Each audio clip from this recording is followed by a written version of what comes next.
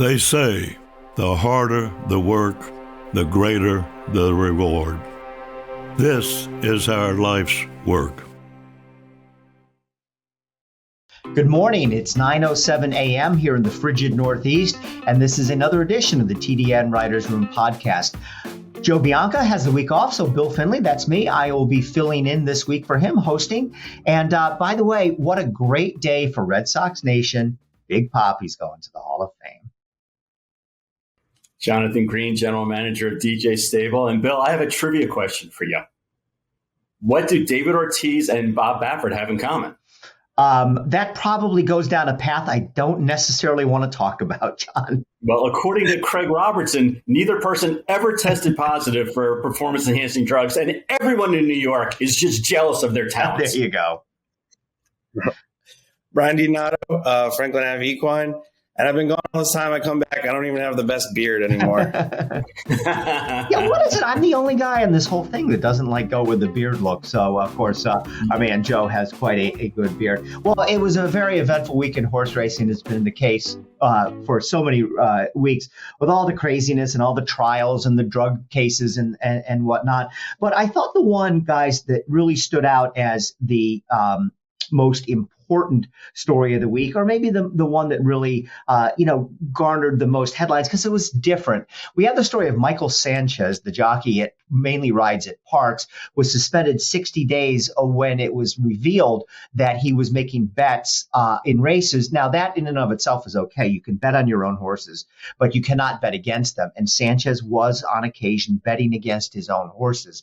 That is a very serious charge. However, his lawyer, Alan Pincus, who deserves, to me, some sort of award here for the greatest job in the history of being a lawyer, convinced the Pennsylvania Racing Commission that this was really about a young man who was troubled, had depression, and was using the gambling as an outlet. And he was trying in his races. He wasn't trying to lose. Therefore, he got only, and I say only because it is a pretty light sentence for what he is not only accused of, but admitted that he did, only 60 days. John, what did you think? So just, aside from the fact that in other sports, they would be permanently banned, he got a 60-day ban, basically 60-day suspension. And Bill, as you mentioned, it was wonderful craftsmanship by his attorney, because obviously it wasn't his fault. It wasn't the guy's fault. He was depressed. And I'm not making light of the fact that, maybe he does have depression, and that's certainly, mental illness is nothing to joke about. But it's certainly not also the primary excuse that you use when you say, well, that's why, I was betting against myself. In a race. I mean, at some point in time, you have to be accountable. You have to be accountable for what you do. And it doesn't matter, unfortunately, if you have mental illness or you have a substance abuse problem or whatever it is. If you're doing something against the rules, then you're doing something against the rules. And you pretty much have to suffer the consequences of it. So it's a shame that somebody has to go through that kind of personal persecution that would, lend himself to do something outrageous and against the rules. But the bottom line is it was against the rules. Now, we can also argue, was 60 days long enough? And I'm sure Brian's going to have a comment on this as well. But 60 days seems like nothing, absolutely nothing. I mean, there are other instances of people in the business, trainers and jockeys, alike, that have done other issues, broken other rules, and they've gotten, substantially more time. And to me, as an owner who, Monmouth Park came out and said, Dennis Drayson, who runs Monmouth Park, came out and said, owners cannot bet on a race because it's a conflict of interest. Well, I have about as much to do with the way my horse is going to run once it's in the gate as the guy who's selling, Cracker Jacks and popcorn in the stands.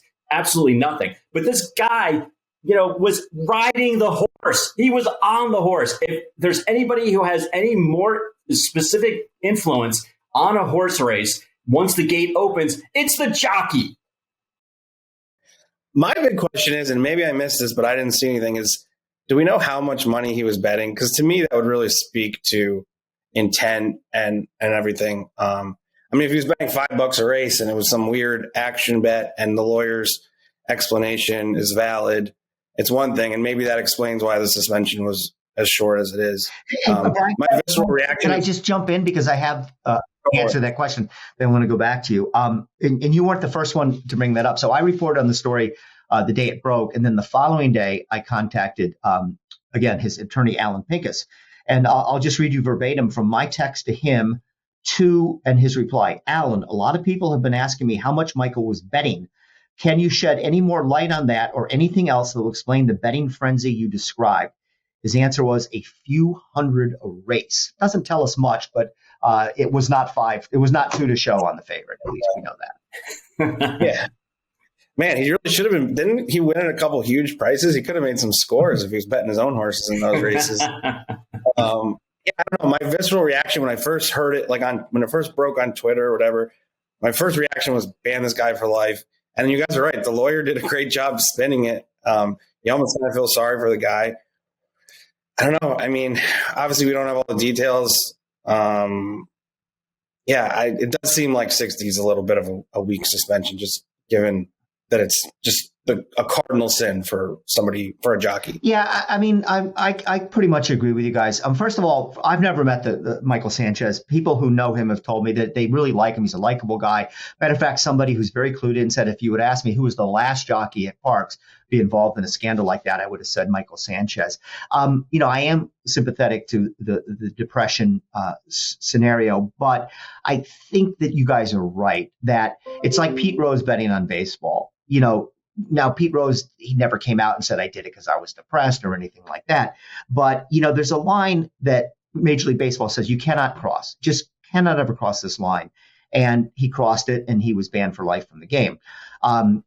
60 days just is not nearly enough, no matter the circumstances. So do you want to ban him for life? Do you want to ban him for 5 years, 10 years? I think that would be more appropriate. So a couple more points. He may not be done with this because presumably he also pulled the same shenanigans when riding in New York and Maryland. So the New York and Maryland racing commissions could come out with separate rulings of their own saying, what happened in Pennsylvania has nothing to do with us. On such and such a date, you bet against yourself in the 3rd race at Laurel or the 5th race at Aqueduct. We are going to ban you for X amount of years, et cetera. The other thing and Brian, you brought this up, again, maybe it doesn't matter if he was riding a 3 to 5 shot and he bet 10,000 to win on the second choice in the race, or if he bet 2 to show on, because he liked the name of a horse. Probably that doesn't really matter because of what we've said here. It's a line you can't cross. However, I would love to see the printout of his bets. We're never going to see it. I mean, the Pennsylvania Racing Commission is never going to release that. Michael Sanchez's attorney is never going to release that. But that would answer a lot of questions. Was he betting trifectas and riding the favorite and not including his horse in the trifecta? Or was he just betting 20 to win on some horse? That would answer an awful lot of questions there. So we'll see. I don't think we've heard the end of the story because of the reasons I brought up with New York and Maryland perhaps taking action against him. But, I think at least we're all in agreement. 60 days, it seems very, very light, and that Alan Pincus is the greatest lawyer that ever lived in the history of thoroughbred horse racing. I know who I'm calling next time I get a DUI or something. This is an infomercial for Alan Pincus. He's got to be one of the greatest lawyers of all time. Yes, and you can call him at 1-888 I am a good lawyer. I want to remind you that the TDN Writers Room is brought to you by Keeneland. The Keeneland Spring Meet returns April 8th through the 29th. New Keeneland Select accounts that wager $300 in the first 30 days earn $100 back with our sign-up bonus. Visit KeenelandSelect.com to sign up. Well, this weekend at Gulfstream Park is going to be a race that I know we've all been looking forward to since the Breeders' Cup. And it's one of those throwdown races. And I love these things. And of course, I'm talking about the Pegasus World Cup. And let's see, I didn't even count up how many are entered in here, but it doesn't matter how many there are because this is a race where the focal point is on 2 horses and 2 horses only. Whoever the heck is going to be the third choice in this race is probably going to be about 15 to 1, which tells you the dominance of Knicks Go and Life is Good. The race was drawn on Tuesday. Knicks Go draws the rail. This will be his last career start before he goes off to the breeding shed. And then Life is Good drew the 4 post position. Lots of questions about this race. Number one, who is the better horse of the two is one. And number two, I think, is the pace scenario. You have two horses that seem to have the lead, very, very fast horses. Any chance they're going to burn each other out and set it up for some crazy long shot in here. But yeah, this is a race that I think even come Breeders' Cup time later on in the fall or at the end of the year, we'll be looking back at this and saying this perhaps was the race of the year. It's that good. John, what do you think? Bill, I think this comes down to, Alidar affirmed, Superman, Batman. It's really a mano kind of race. I know there are 9 horses in the race, but it really comes down to Knicks Go and Life is Good. And actually, it's probably going to be those 2 horses really from the time the gate opens. Both of them have a front running style. Knicks Go obviously has inherited the rail. So, he's going to Knicks Go and go and go. And, he hasn't packed it in if he has an easy lead. Life is Good is trying to do something he's never done before, which is go 9 furlongs, which is, doesn't sound like a lot further than the mile that he's dominated the past 2 races, but it is a little bit further. He also likes to always go to the front. And it'll be interesting to see, if either Rosario, who's riding Knicks Go, or Irad Ortiz on Life is Good, if either of them are going to, give the other horse the lead on its own, or if they're going to go, gate to wire together. But Bill, you nailed all the other things. I mean, the third best horse in the race is probably going to be double digits, and they may be Knicks Go and Life is Good, may be nip and tuck all the way around the racetrack, but I think they're going to be 10 lengths up on the rest of the field. I mean, they're just so much better than the other horses, and I can understand entering a horse in this race because it's a $3 million purse. I understand trying to run for third place because that's basically what I think is going to happen. The other interesting thing in going through the race that really piqued my interest was that there's 9 horses in the race. Guys, 8 of the 9 entries have had trainer changes at least once. I mean, you see that in a claiming race, where you see 9 horses in the race and a bunch of them changed hands for various reasons. But do you remember ever seeing a grade 1 with 9 horses in it where 8 of them had trainer changes? It blew my mind. The only one that didn't was Sir Winston that Mark Casse trades. Yeah, that's interesting. I kind of thought Stiletto Boy was a little interesting as a third horse to get, be beaten 30 lengths, but run third. And I know he sold at one of the horses of racing age sales. I think the interesting thing is just tactics between the 2 jockeys. To me, Life is Good is the faster horse early. He's obviously stretching out from the shorter races. On pace figures, he's faster. Knicks Go is like, get to the front in those longer races. He hasn't taken a ton of heat in some of his races. And, if you give him an easy lead, he can't be caught. The way they're drawn, it's kind of interesting. I think if it was the other way, Knicks Go would just sit off him a little bit and try to make a run. Now his hands forced a little bit from the rail. I kind of think Life is Good. When you have like the Pletcher factor in Florida, he's just so good at Gulfstream. Kind of seems like he's got a better chance to go out there and just totally freak. But it's Knicks Go's last race. He's going to leave it all out there. Like we said, it's just going to be a really exciting race. Well, I'll throw this question out to both of you, and John, you can start. Is there any chance we're going to see a repeat of the Breeders' Cup Distaff where these 2 are going to go in 44 and change, and no matter how much better they are than everybody else, someone is going to come and benefit, maybe 1 or 2 or even 3 horses benefit from a suicidal duel, and that this race is just going to blow up? Yeah, I mean, you could certainly make a case for that, Bill. And I know when I was handicapping it, before this morning's podcast, I was trying to come up with a horse that would take advantage of, if there was a suicide type speed duel between the 2 favorites. And really, and this is no offense to anyone else in the race, but they're definitely a notch below. I mean, this is really so much of Knicks Go versus Life is Good. And I think the jockeys are going to be smart enough where they're going to know they both have good clocks in their head. They both know how to get to the front and kind of slow it down a little bit. I don't think they're going to go out there in 21 and 43 and like what Life is Good and Jackie's Warrior did in the Jerkins. I don't think it's going to be that much of a pace, but it's 9 furlongs, and you could make the case that the horses could just run out of gas and maybe somebody comes from off of it. But I would have a hard time betting that. To me, this is the kind of race where I really want to watch this race. But unless you're Michael Sanchez, I wouldn't bet on it. Yeah, I mean, I'd love to be the contrarian and find the horse that's going to clunk up and run by them both. It's just hard to predict. I think if I was playing the race, which I don't really plan to do, and I wanted to get cute, if you like horses in the previous races and you're playing a pick four or something, I'd probably just toss the two favorites, use everybody else, and kind of root for the meltdown. But it's hard to envision just based on the form. One thing I wanted to add to it, I definitely agree with Brian. I think the draw here was very important, and I think it works out to Nixco's advantage. First of all, the 1 mile and 8 starts right on top of the turn there at Gulfstream. So not that the 4 post for Life is Good is a bad post, but the 1 post is a very good post. And I think that is going to dictate the race because Nixco, at least going into that first turn, has to maintain that inside position and presumably will be in front of Life is Good. Now, are they going to be right next to one another? Is it going to be a half length in front of them, a length in front of them? And Brian, I agree with you. I think all things considered, Life is Good probably is a little bit faster, but I think the post position is going to dictate because Nixco does not want to take back.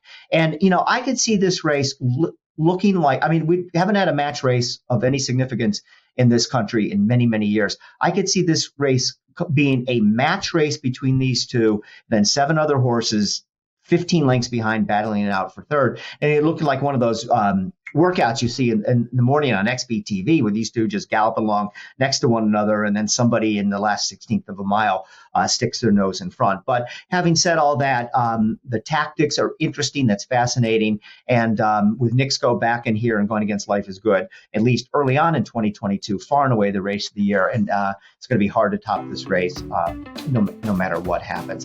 Once again, we want to remind you that we're brought to you by Keeneland, and lots going on there right now. By the way, Keeneland will be awarding a record $7.7 million for 19 stakes set to run at their upcoming spring meet. It's also announced last week that Keeneland will host their April Horses of Racing age sale following the final race on closing day of the meet on Friday, April 29th.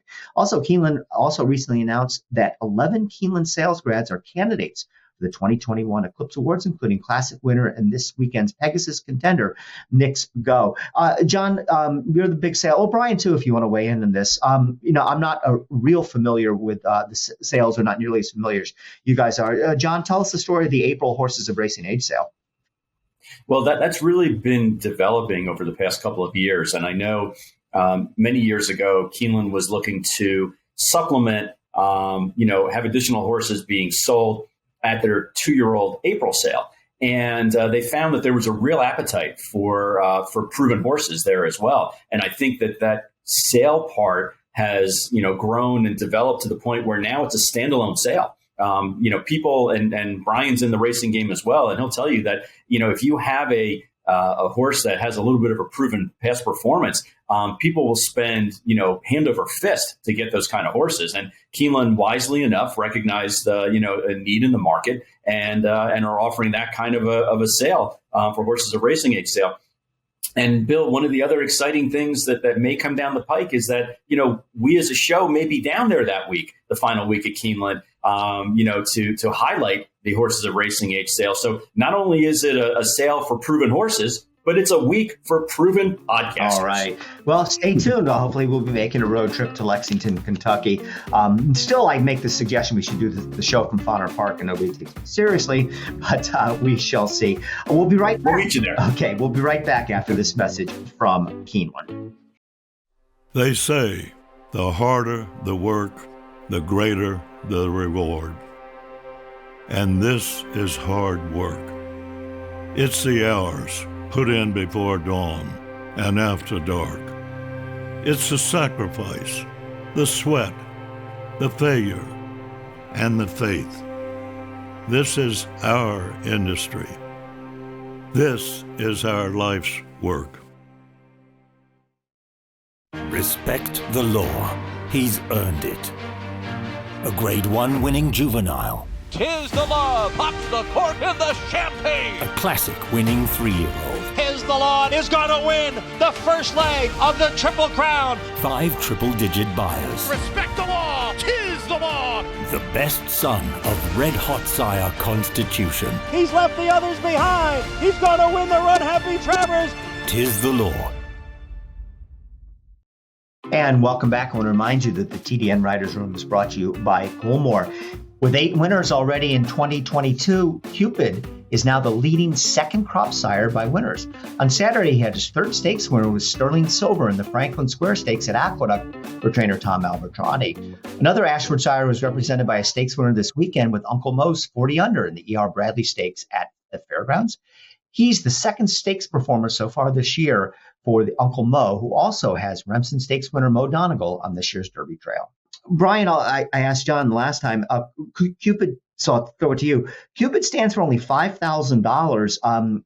Are you pleasantly surprised as a potential buyer? They didn't raise that stud fee. It seems like a terrific bargain. Yeah, I mean, he really came on second half of the year. Maybe it was a little quiet, just going into the 2-year-old sales, and then his horses came out running, as they stretched out, as they developed. Cupid wasn't a super early precocious type, so it's not surprising that, his progeny have kind of gotten better with a little more time. And he had a winner on Sunday with the most confusing name. It's like I think it's Cupid's Charismatic Cutie. It was a debut winner, but it's like. Yeah, but we were actually in that race, and I was like, what the? This is like every word is spelled incorrectly, and the horse won like a champion. Exactly. Yep. Okay. Well, let's get into the weekly portion of the TDN podcast where we discuss the trials and the tribulations and the druggings and all the things that we wish we weren't talking about. But unfortunately, in what's going on in this sport, we have to. And I'll just say this again, how depressing is it to think that not only is there one trial or hearing going on right now, one that involves doping, and another, that's the Seth Fishman trial, and another one, I won't use the word doping, but involves the use of medications that were prohibited on race day with Bob Baffert, and the allegations from NYRA that he is quote unquote a doper, et cetera. It just never stops, and it's very depressing. And let's just all hope that someday this game gets its act together. But let's start with the trial of Seth Fishman and Lisa Giannelli, which is going on as we speak in a federal courthouse in Lower Manhattan. Giannelli actually got a mistrial because her lawyer tested positive for COVID. So Seth Fishman is going on. We're not seeing a lot of fireworks in this necessarily because, everything that both sides are saying is stuff that we've already heard. But I hope you guys got a chance to read the Washington Post story that ran the day the trial started last week, where Fishman did an interview with him. And I thought it was such a bunch of garbage. Here's this guy who's been accused and I have to say, use the word allegedly, but is likely going to be convicted of, doping racehorses. And, he made himself out to be this like heroic figure who was just out there to save horses. And he was going to take one for all the vets in the world. And it's not me that's guilty. It's the sport. I don't get it. I don't even get why this guy went to trial. The evidence over him is overwhelming. His legal fees must be through the roof. And at the end of the day, I would be absolutely shocked if he got anything other than convicted and sent off to a long stint in prison, John. Yeah, I think it was a situation where he knew that they had the goods on him. So rather than try to fight the good fight and say, no, I was innocent, it's not just me. The sport is corrupt. Our society is corrupt. The world is corrupt. Boo-hoo, woe is me. It was one of those kind of like, don't blame me. We should blame the world and society that we're in. And I'm just a simple pawn in the game of life. Because what else is he going to do? They have him dead to rights on wiretap. And Brian, I still love this quote from you years ago from like one of our very first shows about, don't these idiots watch The Wire? I mean, like, don't they know? Like they're screwed. He's in trouble. He's going down fast, and he's blaming everyone else except for the man in the mirror, for his troubles. But yeah, Bill, I think that overall, I question, what his defense is as far as, why he did this, and why not just try to plea out of it and get a lesser, a lesser charge. But he's going down in flames. Yeah, I thought Bill's story, I guess Sunday night, the weekend review was a perfectly succinct, just sort of recap of where we are with this case. I guess the one question is, will we get a bombshell? There was some talk of maybe other trainers coming forward that were his clients, and presumably that's somebody we haven't heard from. It obviously would be kind of surprising if an active trainer stepped forward and said, I bought PEDs off this guy. Maybe it'd be a retired trainer or somebody else. But I mean, that's maybe the one bombshell we might get at some point during this trial. Yeah, a couple of points here. First of all, Fishman has hired this really super high-profile lawyer, Mark Fenrich, who of past clients include, of all people, El Chapo and Jeffrey Epstein. And I was told that this guy charges, like, you can't even believe the amount of money he charges. Now, El Chapo, as I mentioned this before, is in jail for the rest of his life, and Jeffrey Epstein was in prison and hung himself. So I don't know, what good this lawyer did. But I've got a suggestion. And Seth, if you're listening to the podcast right now, I think you should fire them, hire Alan Pincus. Alan Pincus will say you doped horses because you were depressed, and you'll get 15 days and you'll be back in action before the beginning of the Keeneland meet. So, but Brian, you're right. The most fascinating thing to come out of this, and it could be absolutely nothing or it could be huge, is that they said they were going to bring in other trainers to say, yes, I bought drugs off this guy. Now, this could be a couple possibilities. I thought one possibility is there are a couple trainers that were among the original people indicted, and then a new indictment came out and their names just disappeared. So they obviously, the government, for some reason, let them off. Maybe it's just those guys that are going to come in and testify, and then they're done in racing for the rest of their lives, and they obviously have immunity from the government. But what if, some trainer who would be racing today at Aqueduct that has never been brought up with this comes forward, and we don't know if that's going to happen. Now, if they did that, the government obviously would promise them they wouldn't prosecute them. But if I'm trainer X and I said in 2019 I bought drugs from this guy, well, then the racing commissions would have to ban the person for life. So, stay tuned to that. It could be very, very interesting. All right, so the other trial going on, right? Well, is maybe not fair to call it a trial; it's a hearing. Is what's going on with Bob Baffert and NYRA. And I have some comments I'm going to save for the end, but it's a little bit like the Fishman trial. It's all the same stuff that we've heard before, and the polar opposites of the story that's being presented. NYRA lawyers get up there and say, this is a bad, bad man. He's basically destroyed horse racing. Get rid of him. And then Baffert's lawyers get up there and stand and say he's a great human being. He's a great ambassador. He never really did anything wrong. These were just innocuous overages of nothing drugs. And by the way, NYRA's out to get him because the trustees that all own horses are sick of getting beat by this guy. So, one side says he's Darth Vader and the other side says he's Mother Teresa. And now somebody's got to figure out, the hearing officer's got to figure out what's going on here, John. Yeah. And basically, I think the attorney came out and said, Craig Robertson came out and said, by jumping to false conclusions and ignoring the facts, NYRA is, on a bandwagon smear campaign to hurt my client. And my client is the Michael Jordan of the sport and should be revered. And the other side is saying, no, he's the Lance Armstrong of the sport and should be vilified. And basically, they said, in the press release, there were 5 undisputed facts that support, why Baffert's suspension by NYRA should be overturned, and then they listed 4. So right off the bat, their math isn't logical, but that's beside the point. But the 4 points were like, does the Gaming Commission have jurisdiction to make this decision? That's a legal question. The board is full of, owners and trainers that are tired of getting, losing to Baffert, and that's why they have a vendetta.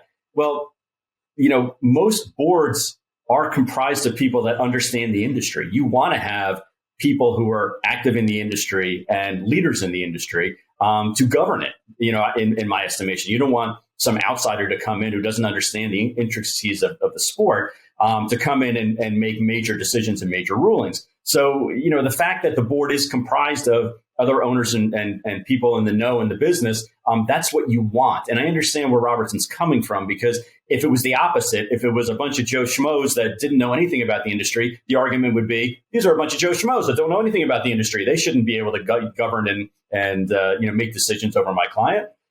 So that's a questionable call on that one. They also go on to talk about other legal, precedents and other questions. But the final one was, Robertson came out and said, of the 14 thoroughbred horse trainers in New York State, the top 14, nearly all of them have had more medical violations than Bob Baffert. Again, blaming society, the world, America and everything in between. It's not my client who's doing, he's just an innocent pawn. And just because, he's cheating because everyone else is cheating and therefore, allegedly, and therefore, he shouldn't be the one person that is being singled out when the entire sport is full of cheaters and everything like that. Now, that last one, I could see the argument that maybe he shouldn't just be singled out. Like if the top 14 trainers in New York also have violations for overages, that they should be, considered, for bans and suspensions as well. But don't tell me that just because everyone else is cheating, it's okay for you to cheat.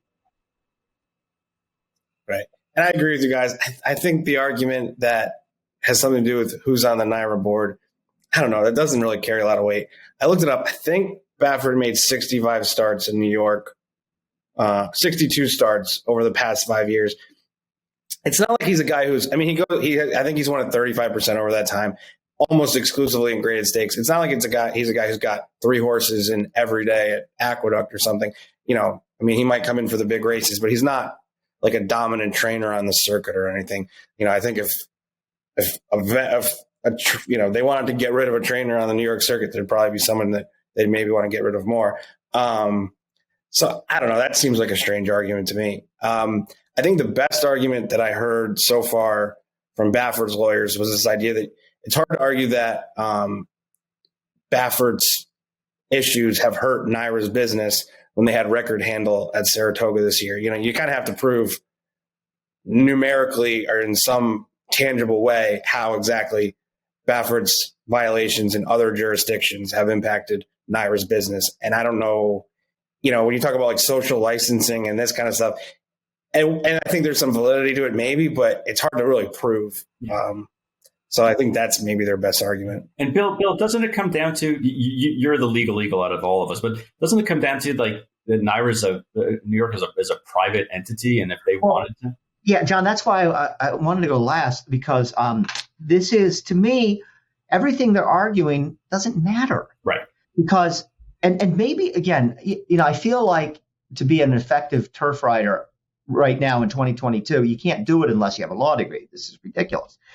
But what this comes down to, what is on trial here is not whether Bob Baffert is a bum or Bob Baffert or NYRA has a vendetta against the guy. It's whether or not NYRA has the right to ban somebody or to suspend somebody.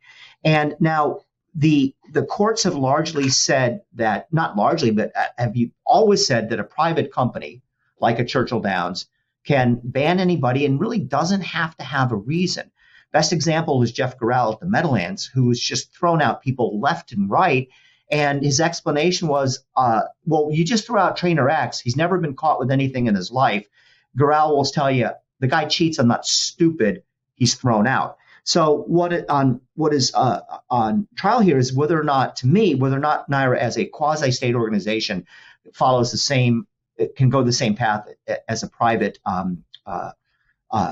entity. Now, if you remember, this was argued in a federal court beforehand, and the judge there said they can't throw them out without due process, but then give them due process and do what you want. So to me, this is a dog and pony show. They're giving them the quote unquote due process.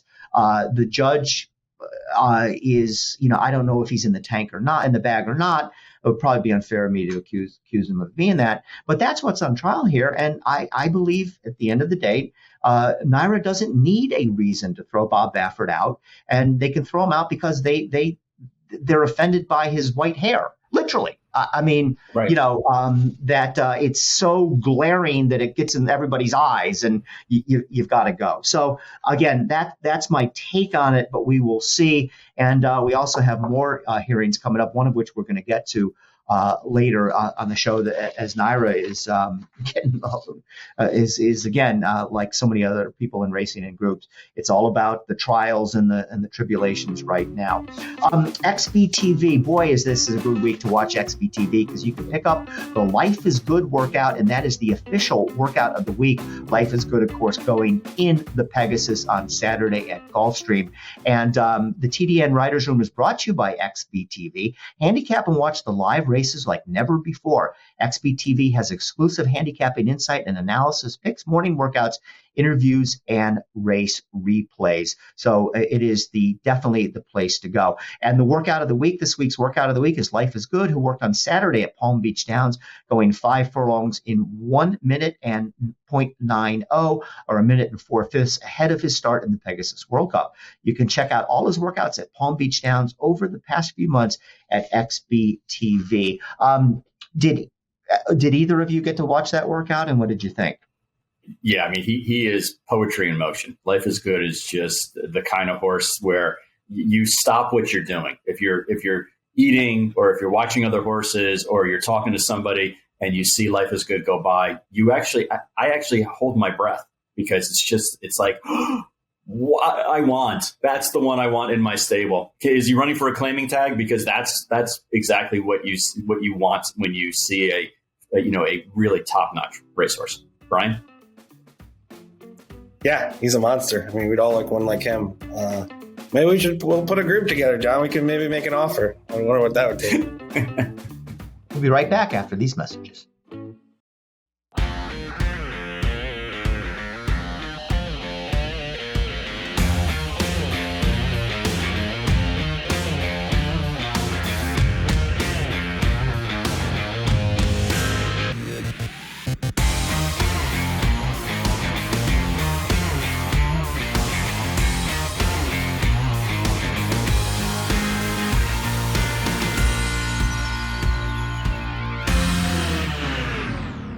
Here in Pennsylvania, we're proud of our breeding program, the best in North America. But we're also proud to be leaders in this industry. The PA Horse Breeders Association is funding cutting-edge research at Penn Vet into equine health and safety. And we endorse the SAFE Act to help protect the most vulnerable horses. Plus, we're pleased to support the aftercare programs set up by our horsemen's groups. Just a few of the reasons why you should join us in Pennsylvania, the premier place to breed and race.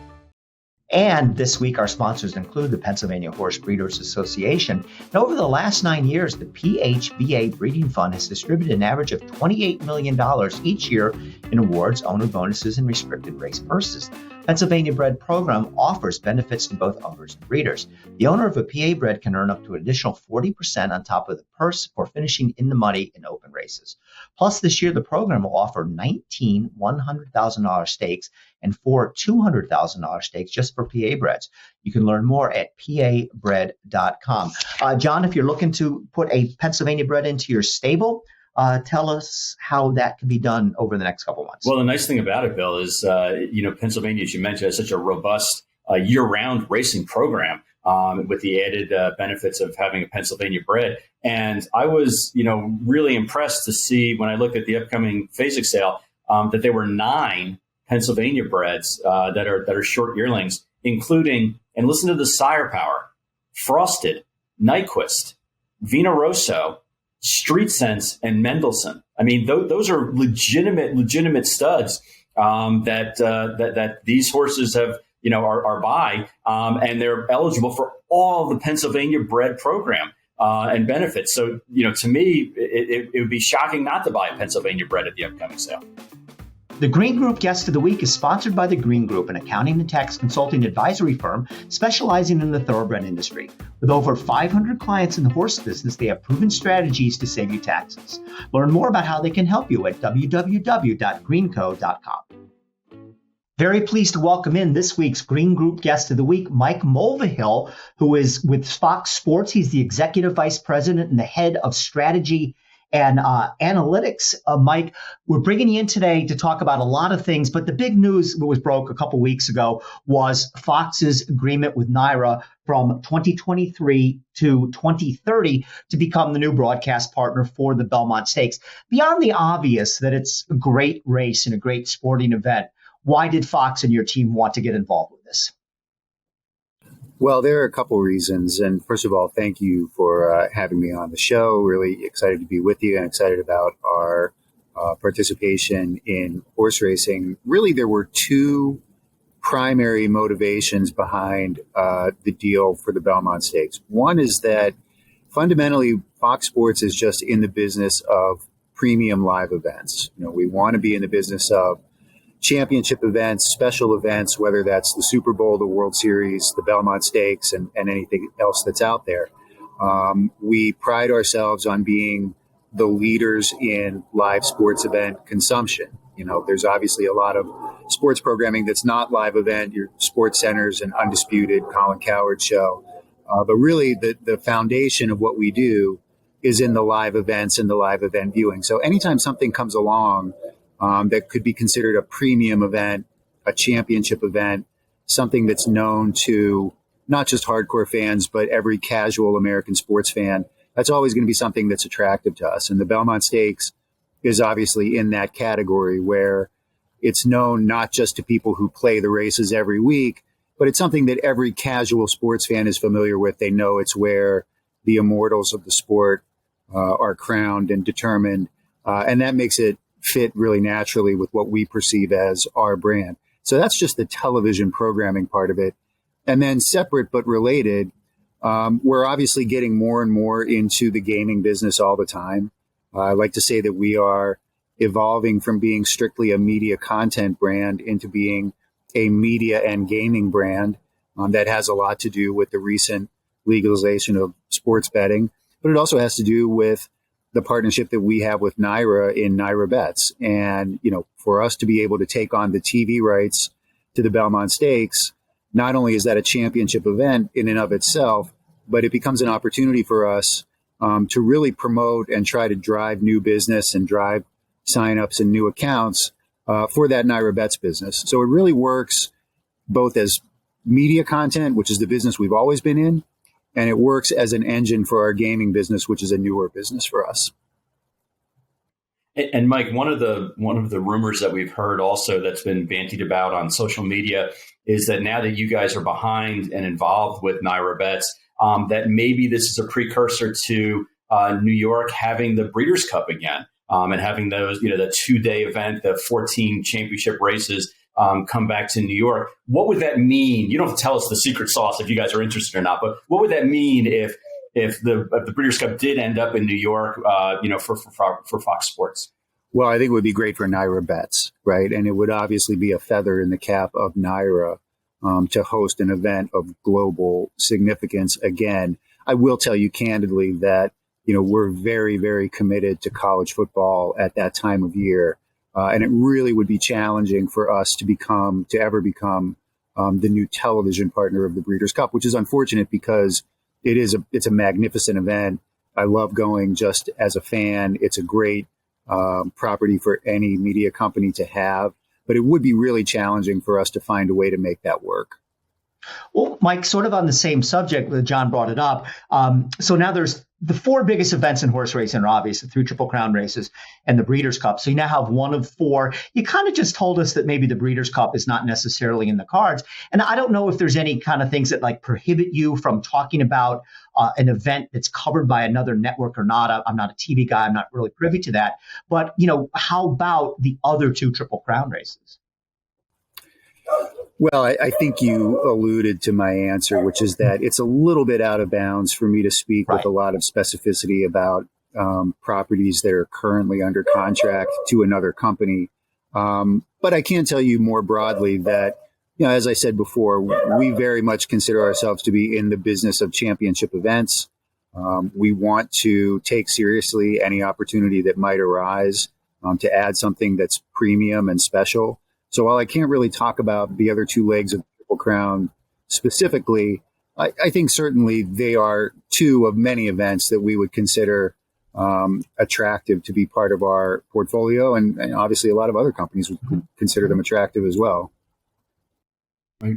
No, that's a great answer, Mike, and we appreciate that greatly. I in advance of this interview, I watched an interview that you did with Joe Buck last year before the NFL schedule was open for the public, and you said, we submit a wish list to the NFL with the hopes and dreams of getting some of these premier games. What's your wish list as far as the Belmont for this upcoming season? Well, and remember, for us, the deal kicks in 2023. So it's a wish list that we have some time to think about, right? Look, the first and foremost thing, that the obvious answer is that we would love to have a horse come to the Belmont with a chance to win the Triple Crown. I mean, that's what every racing fan hopes for. That's what NBC's hoped for a lot of years. And that would be at the top of our wish list as well. But beyond that, I think we want to see interest in racing continue to grow over these next 18 months before we get a chance to do the Belmont. The most important metric, I think, would be national handle. We had a great year in handle in 2021. We'd like to see that trend continue. I think we would like to see what every racing fan wants to see. We want to see big fields, big competitive fields in the biggest races. We want to see the horses and the riders get around the track healthy in the biggest races. We want to see the races run with competitive integrity. We want to make sure that all the rules surrounding medication are being followed and that the public has every confidence that the races are being run at the highest possible levels of integrity. So it's all that. You'd love to have a horse come in with a chance to sweep the Triple Crown. But I think those other things are really important too. I think that the game is making great strides in the area of integrity and public confidence. I think the wagering trends are really strong. I think the positioning of the sport as being something that's a fantastic, just giant outdoor party that 80,000 people can participate in, or 150,000 people on a Derby day. I think that's really resonating with people. And we just want to see those trends continue in the months leading up to us taking over the Belmont. Now, Mike, you've spoken a lot about Fox and Fox Bets, and part of this is not just to have a great sporting event, but the whole gaming world and moving forward with that. So when you have the broadcast of 2023, particularly if a horse is going for the Triple Crown, John and I are going to be watching it. We are diehard racing fans. We're bettors. We know the ins and outs of the sport. And frankly, we don't care about the story about the girl in the pretty dress coming out and the 20-somethings and all that. But at the same time, my Aunt Gladys is also going to watch it, doesn't know anything about horse racing, and wants to know about some of the fluffy stories would appeal to her. So how do you walk that fine line? Well, I like to think we can do both. Mm-hmm. And I think a template has been provided for us by ESPN and their presentation of Monday Night Football this year, where they have the traditional presentation on ESPN, and then they're doing the Manning cast on ESPN2. And that's getting a significant percentage of the audience. It's doing really well. It's worked out very, very well for them. I think we have an opportunity to do something similar where we can do a traditional presentation of the Belmont on Fox broadcast, and we can provide an alternate presentation for at least some part of the day on our cable platform, and tailor that really to people that are more regular players and that maybe aren't as interested in the lifestyle pieces, and they really want to dive deep into the handicapping. And I think we have a chance to do that side by side. We're still sort of exploring and figuring out exactly what that might look like. But I want to believe that by the time we get to June of 2023, we'll get that presentation that people are accustomed to for a Triple Crown race, where it's not just the horse race, but it's also the social event, the cocktails, the fashion, everything that makes it as much fun as it is.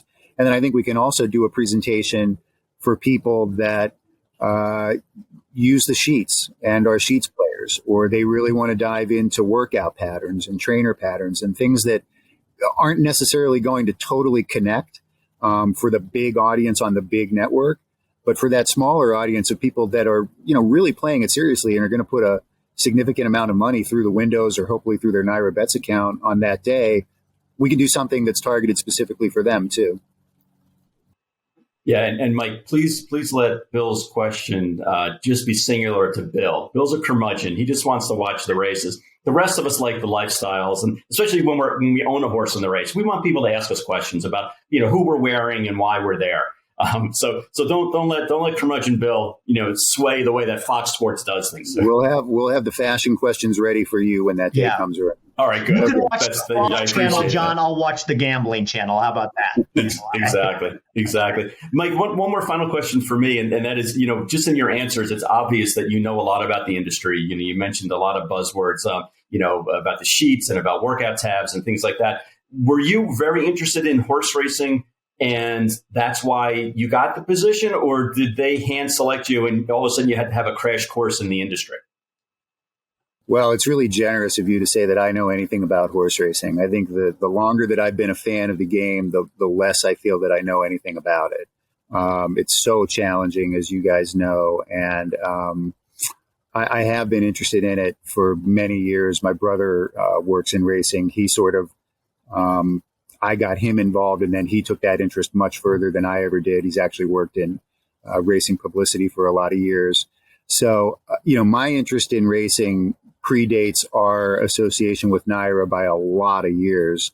And it was really just serendipity that 5.5 years ago, Tony Olivato from NYRA came into my office looking for a little bit of assistance in getting some NYRA races placed on a regional sports network.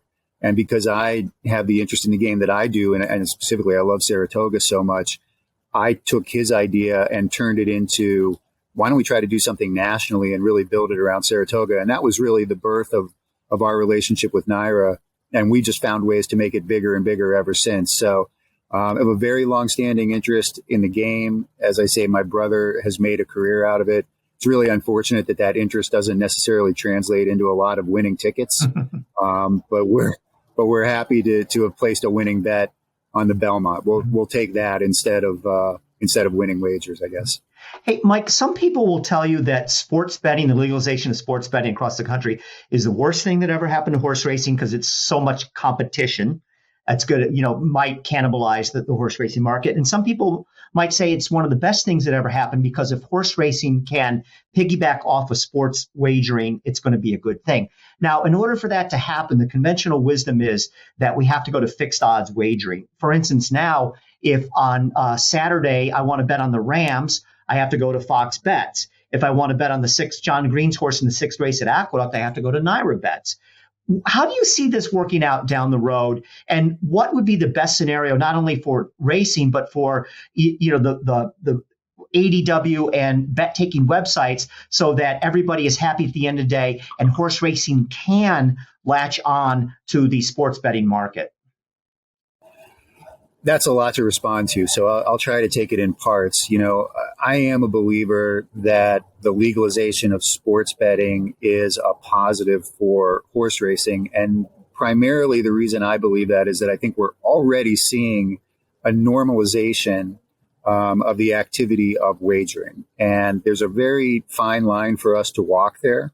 I think we want to encourage people to see it as an activity that can enhance the experience of sports fandom. It can make a game or a race a lot more engaging if you have a small amount of money on it.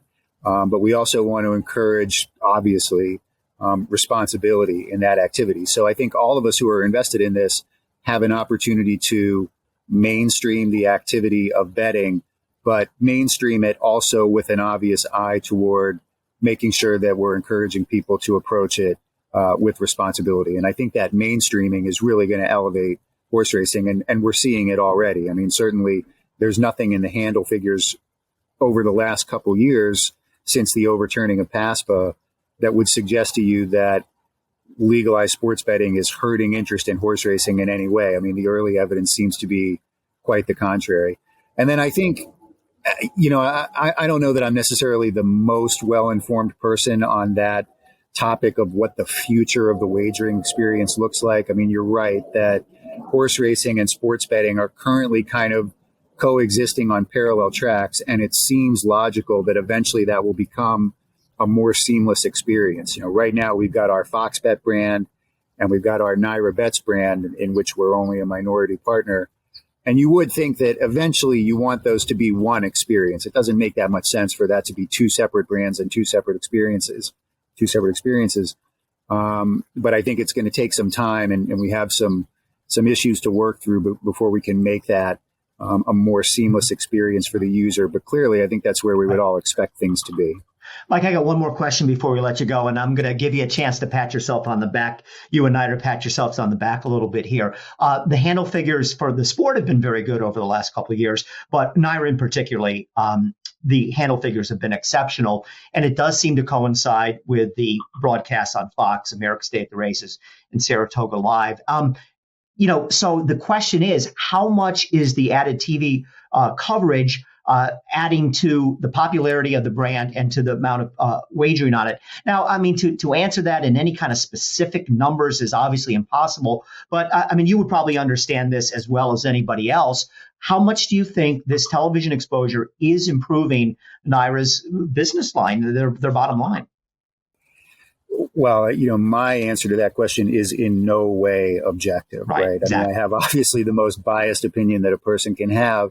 But clearly, I do believe that the daily television coverage has made a big difference. And if you look just at Saratoga specifically, not only did Saratoga break a handle record for the meet in 2021, it broke that record by $100 million. I mean, it broke it by just an absolutely enormous amount. And not that much has changed. Clearly, a lot has changed since 2020, but not that much has changed since 2019 or 2018. What's really changed in the last 5 years is that we're there with a tremendous crew and great on-camera talent covering those races for 5 hours a day, every day. And I think it's made a big impact. And you're right. I think, the jewel events of the sport across the board have really positive handle trends, whether it's the Breeders' Cup or the Del Mar meet, the Keeneland meet, the Triple Crown events. But I do think NYRA is sort of in a category of its own in having a really accelerated growth trend. And I like to think that our coverage has a lot to do with it. And I'll go a step further with that, actually. Because we now have this legalization of sports betting, every league and every media company is sort of struggling with this idea of how are we going to integrate wagering into our presentation of sports going forward? How do we make that work? And I actually think that the template for all of sports lives inside horse racing right now. I mean, in horse racing, we're very comfortable with the idea of wagering conversation and coverage of the event just as a sports event living side by side. It happens in the Triple Crown. We do it every day on America's Day at the Races. And I think what you see in horse racing is what all of sports coverage is going to look like 10 or 20 years from now, where coverage of the event just encompasses discussion of the wagering. Yeah, the only thing I would say, Mike, is the $100 million handle increase. Andy Sterling is taking full credit for that on his own. I mean, he said, the more that you put him out to the audience, the more likely it is people are going to bet. So he's probably personally putting 10% of that through the windows on his own. So he has a right to take. Then you're paying him too much. Yeah. Right. Well, Mike, thanks so much for joining us on the Green Group Guest of the Week here on the TDN Writers Room podcast. Terrific news that Fox is so involved in horse racing and exposing it to the masses as it is. And we'll catch up with you again soon. Thank you. It's a blast for us. It's great for our company. We love being involved, and I hope we can do a lot more. Hope we can do this again soon. Thank you, Mike. The Green Group Guest of the Week is sponsored by the Green Group, an accounting and tax consulting advisory firm specializing in the thoroughbred industry. This week's guest, Mike Mulvihill, will receive a free 1-hour tax consultation. Learn more at www.greenco.com. We'll be right back after this message from the Green Group. Why do the most successful owners, breeders, and horsemen select the Green Group as their tax advisor? We simply save them money and know how to make them more successful. Over the past 40 years, founder Leonard Green has owned and bred some of the best racehorses in the history of the sport. His in-depth, hands-on industry knowledge, combined with cutting-edge tax-saving strategies, has produced positive results for his clientele and has made the Green Group the top-rated accounting and tax firm in the business. For a confidential and complimentary consultation, contact us at 732-634-5100 or visit our website at www.greenco.com. The Green Group, proven strategies to save you taxes. All the thrills. Fraction of the bills. Experience the power of the partnership. Change your life, make new friends, and compete at the highest level of thoroughbred racing. West Point Thoroughbreds, the gold standard in racing partnerships. Visit westpointtb.com. The TDN Writers Room is brought to you by West Point Thoroughbreds. Joining a West Point Thoroughbreds partnership can vault you into the world of instant camaraderie among people surrounding high-class horses and stakes action for a fraction of the cost of trying to do it on your own. Learn more at westpointtb.com. Well, in the news for West Point over the last week, West Point has a 3-year-old on the Derby Trail this year with Great Game, who was third in the Breeders' Cup Juvenile, is now pointing towards the Holy Bull next weekend. This week, he was ranked 6th on T.D. Thornton's TDN Derby Top 12. This weekend, West Point will have a stakes winner county final running in the Stonerside Sprint Stakes at Sam Houston with Steve Asmussen. And West Point is, of course, one of the co-owners of the very, very, very, very exciting Flightline, who John Sadler, the trainer, says will likely run next in March, but has not yet said which race he is going to run in. So let's turn our attention now to another guy who is miscreant. Is that a good word to use? I think that's probably pretty accurate. Wayne Potts, and we've talked about him on the show before. He's had a lot of problems, including an incident where he was thrown out the Maryland Jockey Club tracks that alleged that he was a paper trainer for Marcus Vitale. He's been one of those guys who it doesn't seem like he can get through a year without some sort of scandal. And the latest thing that happened was last week, the New Jersey rulings were released, and it was found that Potts was suspended 30 days by the Monmouth racing officials after he ran a horse in a claiming race, and the track vet ordered him to put the horse on the horse off the track, and he refused to do so. Now, they gave him 30 days in New Jersey, so he will miss the first 30 days of the Monmouth meet. But what is even more relevant is that Potts has been racing in New York. And again, this kind of ties back to the Baffert situation a little bit. You look at somebody like Wayne Potts, who has had a lot of problems, and Baffert's lawyers could bring up, well, why are you picking on my guy when Wayne Potts or fill in the blanks has done all these sort of things. So what's going on here is that now NYRA looks like Wayne Potts is going to get the Bob Baffert treatment. And this is a statement from Pat McKenna that he put out about Wayne Potts. He is the spokesman for the New York Racing Association. Because in just the last 5 months, Wayne Potts has been suspended by both the New York State Gaming Commission and the New Jersey Racing Commission due to conduct in direct violation of the rules of racing. Most recently, Mr. Potts has proven to have jeopardized the health and safety of a horse by refusing to allow the horse to enter an equine ambulance as directed by a regulatory veterinarian. This is a particularly egregious breach of his fundamental responsibility as a trainer to ensure the well-being of horses under his care. NYRA has afforded Mr. Potts the privilege of stabling and racing at our venues, but this pattern of conduct calls into question whether he should continue to enjoy that privilege. NYRA is gathering the necessary facts to support a statement of charges and a formal administrative hearing to potentially suspend Mr. Potts from participating in racing at Aqueduct Racetrack, Belmont, and Saratoga. In the near term, NYRA is determining immediate options such as revoking his stall allotment at Belmont. John, this is the type of thing that we've talked about over the years, and maybe racing is moving a little bit in the right direction. But I think Wayne Potts is one of those ones where you can, bring up the question, it's not 3 strikes and you're out. It's 9, 10 strikes and you're still not out. And, racing definitely has a history of, kind of a slap on the wrist type of thing. So, what do you think of what Wayne Potts has been allegedly done? And what do you think should happen to him going forward? Well, Bill, you're 1,000% correct, because it's not just a 1 off, 2 off, 3 off, 9 off, 10 off. According to thoroughbredregulatoryrulings.com, he's had over 90 violations in 7 different states. So this isn't a oops, sorry, my dog ate my homework. I'll do better next time. This is a recurring pattern. Again, some of them are administrative. Some of them are not getting the Jockey Club papers in on time, or notifying the racing commission that a horse was gelded. But the majority of the indiscretions are medication ruling, or just flaunting and saying to hell with you, about the rules. I mean, here's a guy who, basically paid another trainer to claim a horse in a race for one of his owners, and then the horse was transferred to his barn 3 or 4 days later. That was a $2,000 fine and a violation in the state. And then what's most egregious to me is that he basically committed animal cruelty, because a horse that he ran in a claiming race was claimed. He was hoping the horse was going to get claimed. And even though the state vet told the groom, you need to put this horse on the van in order to get it back to the stabling area, that's the barn area. That's how badly off the horse was. He then overruled the vet and told his groom, don't put that horse on the van. And it wasn't because he thought the horse was sound enough to walk to the backstretch. It was because he knew the rule. He knew that if that horse stepped foot on that van and got assistance back to the barn area, that the claim would automatically be voided.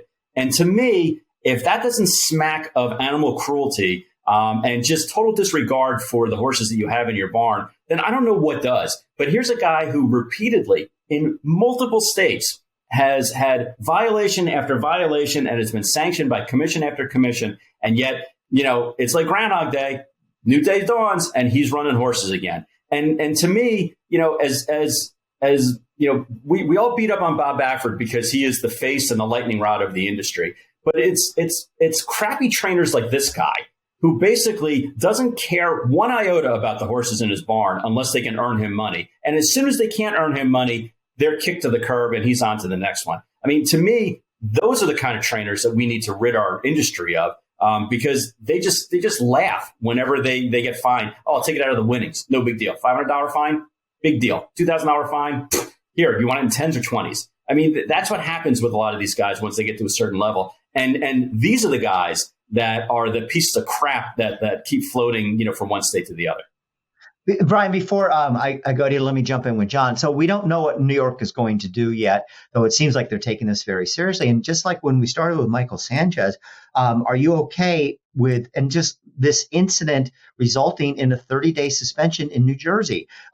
He's going to miss the first month, as things stand now, miss the first month of the meet. And then at least in New Jersey, it looks like it'll be business as usual. Yeah. And again, that's the inconsistency that we have from one jurisdiction to the other. Another reason why we need to have a centralized set of rules. And Bill, you mentioned Monmouth, and not that I want Monmouth to be the whipping boy here, but man, they were the safe haven for Jason Service and for the juice man, Jorge Navarro. And they not only were a safe haven for Wayne Potts last year, when he became leading trainer, I remember very distinctly they put out a huge press release about how proud they were of Wayne Potts and his record and the fact that he's a rags to riches guy and he's the guy that we should all rally behind. And Monmouth Park couldn't be prouder. And the reason why I remember it so well is because I actually texted it to Joe and said, this isn't going to age well. Right. Brian? It kind of reminds me of like the Rick Dutrow saga. He was banned for 10 years, kind of for, I think, a lot of just infractions adding up, maybe similar to some of the stuff that Potts, not exactly the same, but kind of the same idea, just habitual rule breaker. Obviously, Dutrow was probably a little higher profile trainer of the two, but it's kind of the same idea. I mean, maybe NYRA is too busy with all the Baffert stuff to focus all their attention on Potts and kind of go for a similar banishment. But, you do kind of wonder if at a certain point you can only give a guy so many chances, and, all indications are that he's kind of outworn his welcome. Yeah. And I think it's very significant what's going on with NYRA here. Okay, everybody deserves their day in court, but they already have taken action to try to ban two trainers, Baffert and Marcus Vitale. Let's not forget about him. And now if they go ahead with this with Potts, that will be 3. This is the same racing organization that I don't really recall them banning anybody for anything over many, many years. So at the very least, I think they deserve some kudos for, realizing that there's a problem here and that they need to be proactive about it. And so that is the case. All right. So enough with the all the bad stories. Let's turn to the racetrack back again. It was an interesting weekend of racing last week, primarily at the fairgrounds, where they ran one of their big Saturday cards with, chalked up with stakes racing. You had the Silver Bullet Day for 3-year-old fillies. You had the Lecomte for 3-year-old colts, and a really good race, just a grade 3, the Louisiana Stakes, but it featured a rematch for I think the 5th time between Mandaloun and Midnight Bourbon, with Mandaloun coming out on top. John, we'll start with you. What you thought was some of the highlights of last week at Fairgrounds? Well, you nailed it, Bill. I mean, to me, even though there was an Oaks prep and a Derby prep, and there were points that were being allotted and won, by hitting the board in those respective races, the race of the weekend was the Louisiana Stake, and again, another match race. We talked about the match race coming up this week with Nick Sco and Life is Good. I think you could make a case that Midnight Bourbon and Mandaloun were just as much of a match race as we expect the Pegasus to be this weekend.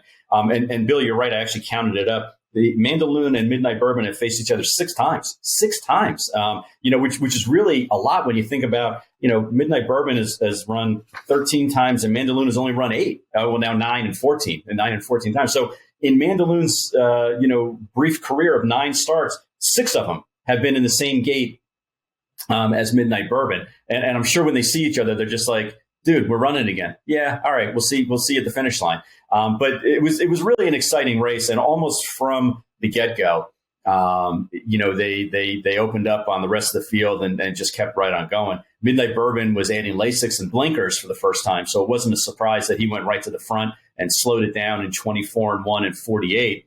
Mandaloun, it was his first start since winning the Haskell, I guess he got kissed up for the win, but that was back in mid-July. So he really had some rust to kind of knock off, and he sat off the speed. They went toe to toe, like 2 great racehorses were. And they both ran, near lifetime best numbers, depending on what metric you're using. But to me, the Louisiana Stake, was far and away better than the Silver Bullet Day, where the horse Lacrete won in her second start and ran a 74 buyer.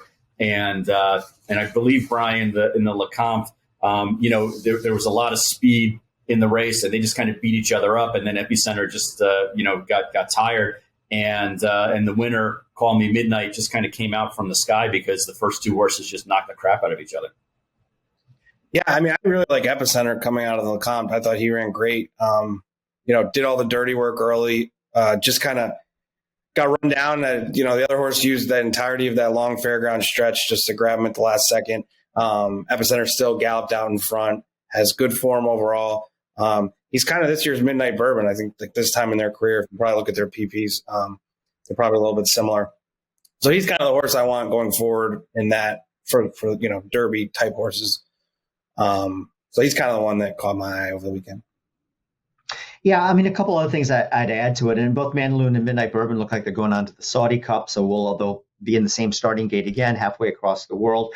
Even though she only got a 74 buyer, I like Lacrete just because you've got the fact that she's a half to Clairiere in the Asmussen barn. I think we're probably going to see bigger and better things from her. And I thought one of the main stories in Lecomte was that Papa Cap, he was 3rd, correct? I don't think the connections in Marquesi can be too pleased with that. But long way to go before we get to the Kentucky Derby or the Kentucky Oaks. So we'll see what happens with those horses going down the road. Want to remind you that the TDN Writers Room is brought to you by Legacy Bloodstock. If you think that 50 years of combined experience in the horse business could benefit your program, give Tommy or Wendy a call.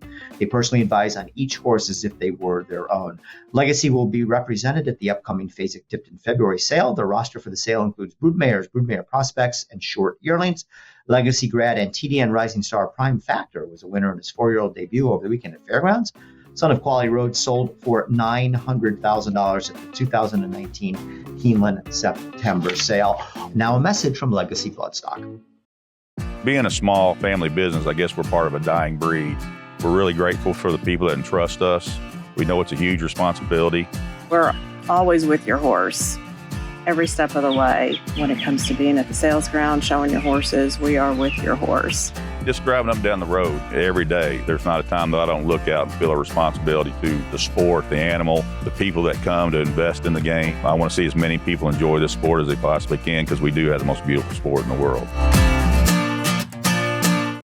Well, that's a wrap for this week's TDN Writers Room podcast. I'm Bill Finley. I filled in this week for Joe Bianca. He'll be back next week. I want to thank John Green, and it's good to have Brian DiDonato back after a long absence. Thank you for filling in.